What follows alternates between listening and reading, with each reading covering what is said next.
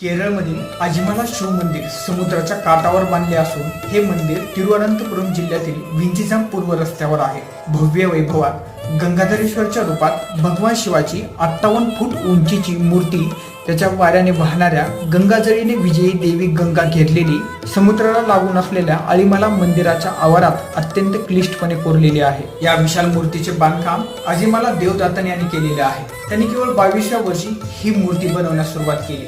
माध्यमांना देण्यात आलेल्या माहितीनुसार हे तयार करण्यासाठी त्याला बरेच संशोधन करावे लागले. या बांधकामास सुमारे 6 वर्ष लागले. हे मंदिर अधिक जटिल आणि सुंदर रचनेमुळे प्रसिद्ध आहे. समुद्राच्या किनाऱ्यावर असल्याने शिवकालीन मूर्ती तयार करण्यासाठी सिमेंट आणि विशेष रसायने जोडली गेली आहेत, जेणेकरून मिठाच्या पाण्यामुळे कोणतीही हानी होऊ नये.